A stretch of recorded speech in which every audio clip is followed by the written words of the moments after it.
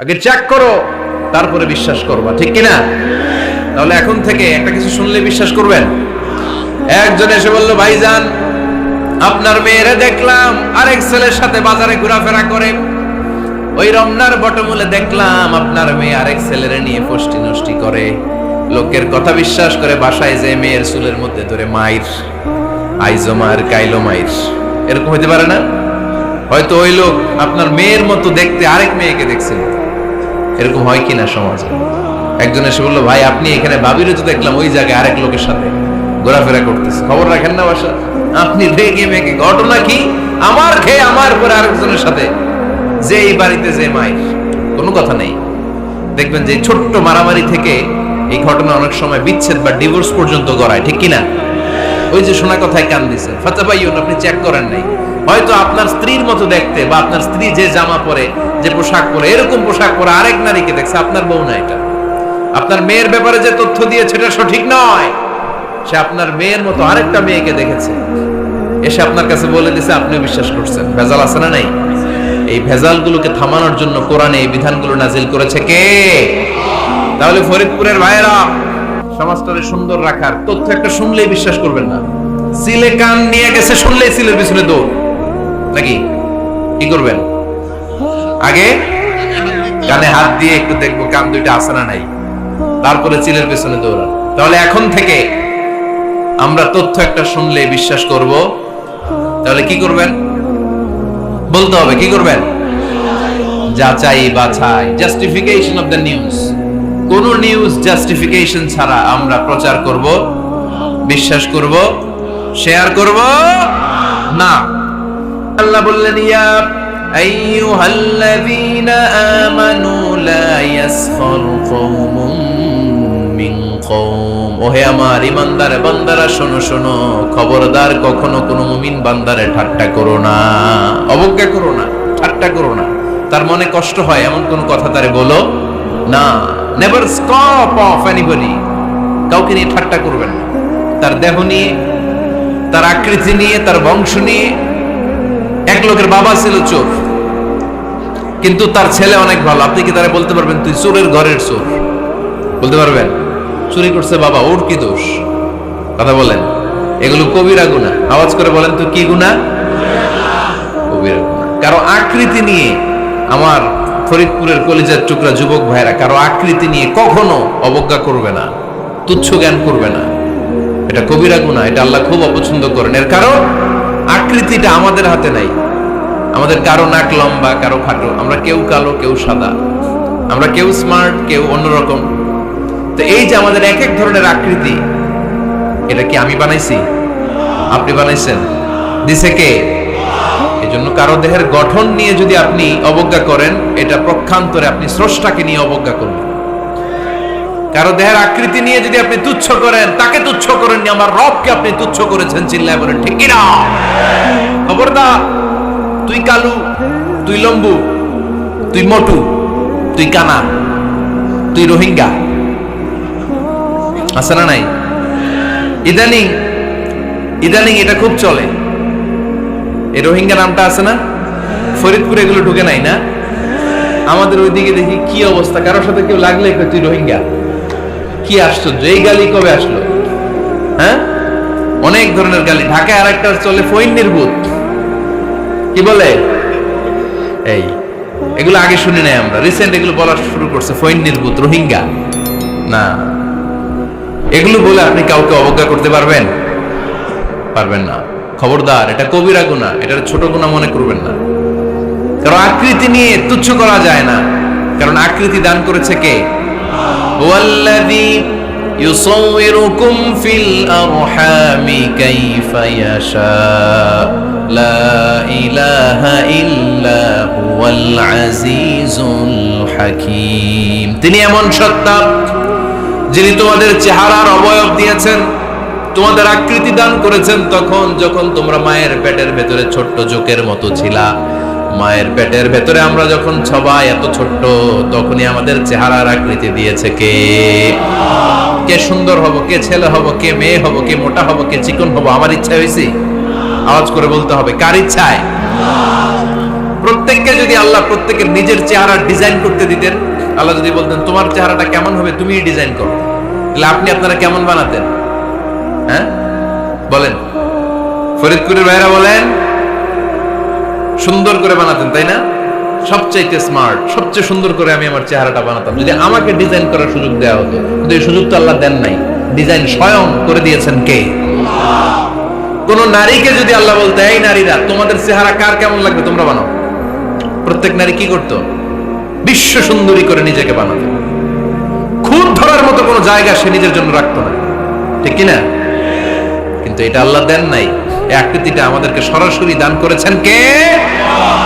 খবরদার, আমাদের অনেকে বিকলাঙ্গ, আমাদের অনেকের হাত ছোট, পা বড়, দেখতে মোটা, কেউ চিকন কেউ কালো। খবরদার, কারণ আকৃতি নিয়ে কখনো কোনো অবজ্ঞার সুরে, ঠাট্টার সুরে কোনো কথা আমরা বলবো না। রাজি আছেন? সবাই রাজি আছেন? আল্লাহ রাসূল সাল্লাল্লাহু আলাইহি ওয়াসাল্লামের এক সাহাবী ছিল নাম ইবনে মাসউদ রাদিয়াল্লাহু তাআলা।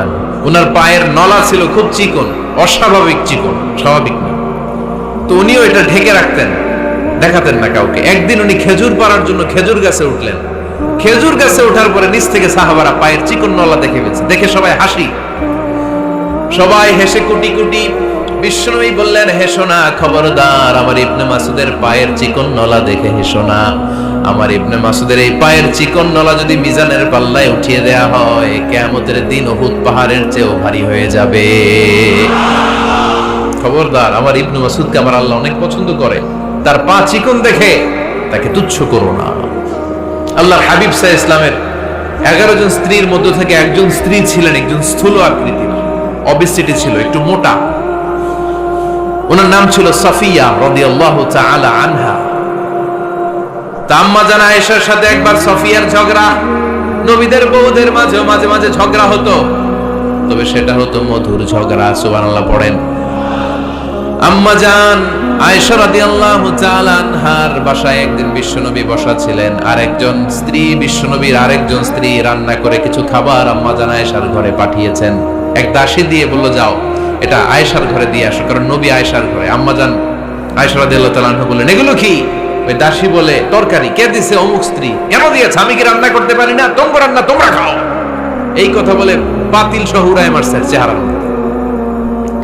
এর কারণ ওনারা মানুষ ছিলেন, মানবীয় ব্যাপারগুলো ওনাদের মধ্যেও কাজ করত। আবার এক স্ত্রী ঝোল দিয়ে রান্না করে কিছু খাবার নিয়ে এসেছে। আম্মা জান আয়েশা রেগে মেগে ওই ঝোল নিয়ে ওই স্ত্রীর গালের মধ্যে মেখে দিয়েছেন। বিশ্বনবীর আরেক বউয়ের গালের মধ্যে ওই ঝোল লাগাই দিচ্ছে। এবার ওই স্ত্রী বিশ্বনবীর কাছে যেয়ে বলে, ইয়া রাসূলুল্লাহ, দেখেন আয়েশারে আপনি বেশি আদর করেন তো, দেখেন কি করে আমাদের সাথে। এই যে আমাদের গালের মধ্যে ঝোল মাখাই একেবারে মেকআপ বানাই দিচ্ছে।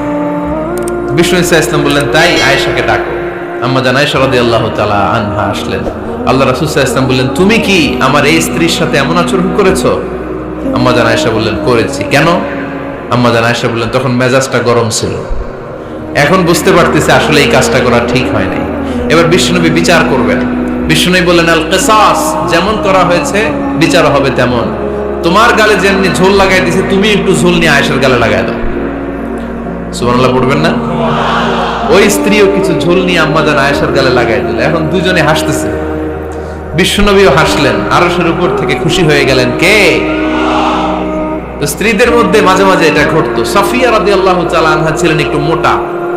আম্মা জান আয়েশা বললেন, ইয়া রাসূলুল্লাহ, দেখেন আপনার মুটি বউ, আপনার মুটকি বউ, এই মুটি বউ বলে একদিন একটা গালির মতো দিয়ে ফেলছে। আল্লাহ রাসূল সাল্লাল্লাহু আলাইহি ওয়াসাল্লাম রেগে গেলেন, বললেন, আয়েশা এটা কেমন কথা তুমি বললা মুটি? আমার সাফিয়ারে তুমি মুটি বলে গালি দিলা রে আয়েশা। ইয়া আয়েশা, লাকাদ কুলতি লা কালিমা লাউ মুজিজাত বিমাইল বাহরি লামাজাজাতহু। এমন একটা মন্তব্য তুমি সাফিয়ার ব্যাপারে করে ফেলেছো রে আয়েশা, এই কথাটা যদি সাগরের নীল পানির মধ্যে ছেড়ে দেয়া হয়, এই কথার পঙ্কিলতার কারণে, এই কথার কর্দমাক্ততার কারণে, এই কথার পঙ্কিলতার কারণে সাগরের সব পানিগুলো মুহূর্তের মধ্যে কালো হয়ে যাবে। এই কথাটা সাগরে ফেলে দিলে সাগরের নীল পানি পুরোটা কালো হয়ে যাবে। আয়েশা, খবরদার, কাউকে তুচ্ছ করে অবজ্ঞা করে কখনো কিছু বলা যাবে না। এই জিহ্বাটা এটা ভয়ঙ্কর একটা অঙ্গ। বেশিরভাগ পাপ এই জিহ্বা দিয়ে হয়। কি দিয়ে হয়? এজন্য সাহাবারা জিহ্বা ধরে মাঝে মাঝে জিহ্বার মধ্যে ব্যাট মারতেন। আর বলতেন জিহ্বা তোর জন্য আমি আটকে যাব কিয়ামতের দিন। আমলিক আলাইকা লিসানাক, নিজের জিহ্বার মালিক নিজে হন। আপনার জিহ্বার মালিক যেন শয়তান না হয়ে যায়। জিহ্বা আপনার, শয়তানের ভাষা আপনি কথা বলেন কেন? খবরদার, প্রতিটা কমেন্ট, প্রতিটা কথা, প্রতিটা মন্তব্য, এগুলোর ব্যাপারে কিয়ামতের দিন পাই টু পাই করে আপনার কাছে আল্লাহর সুপ্রিম কোর্টের কাঠগড়ায় দাঁড় করিয়ে আপনারা জিজ্ঞেস করবে কে? এজন্য বিষ্ণু বলছেন মাইয়াদমাল্লি মা বাইনা লিহিয়াইহি ওয়া মা বাইনা রিজলাইহি আদমান লাহুল জান্নাহ। আমার কোন উম্মত যদি দুইটা অঙ্গের গ্যারান্টি আমারে দেয়, আমি আমার উম্মতকে জান্নাতের গ্যারান্টি দেব। দুইটা অঙ্গের, একটা হলো জিহ্বা আর একটা লজ্জাস্থান। দুই চোয়ালের মাঝে যা থাকে লিজ্জা জিহ্বা, আর দুই পায়ের মাঝখানে যা থাকে লজ্জাস্থান। এই দুইটা অঙ্গের গ্যারান্টি যদি বিশ্বনবীকে আপনি দেন যে নবী জিহ্বা আর লজ্জাস্থান এই দুইটা অঙ্গের কোনো পাপ আমি করব না, নবী বলে আমি দুনিয়ায় তোমার জান্নাতের গ্যারান্টি দিলাম। এজন্য জিহ্বাটারে সামলান, যা মনে চায় বললেন। খবর আছে না নাই? খবর আছে। মা ইয়ালফিযু মিন কাওলিন ইল্লা লাদাইহি রাকীবুন আতীদ। যা মুখ দিয়ে বের হয় লিখে রাখার জন্য দুইজন ফেরেশতা রেডি করে রেখেছে কে? চিল্লায় বলেন। যতদিন আমরা বেঁচে থাকবো ততদিন থাকবে আমাদের কাঁধে। আমরা মরে যাবো, এই ফেরেশতারা উড়াল দিবে, ঠিক কিনা? দুই কান্দে ছিল যে তোমার দুইজনা পাহারা, তোমারে একলা থইয়া পালাইছে তাহারা। তোমার আটকুঠুরি নয় দরজা বন্ধ এবার হলো রে হলো। মুখে আল্লাহ রসুল সবে বলো, ও মুখে আল্লাহ রসুল সবে বলো। দুয়ারে আইসাছে পালকি নাই হরি গাও তোলো রে তোলো। মুখে আল্লাহ রসুল সবে বলো, ঠিক না? এজন্য সাবধান। আমলিক আলাইকা লিসানাক, নিজের জিহ্বার মালিক নিজে হন। মন যা চায় মুমিন তখন ইচ্ছা মতো মন মতো কোনো মন্তব্য ছুটতে পারে না। বিশ্বাসী বলে যদি নিজেকে দাবি করেন, নিজের জিহ্বার মালিক নিজে থাকার দরকার আছে না নাই?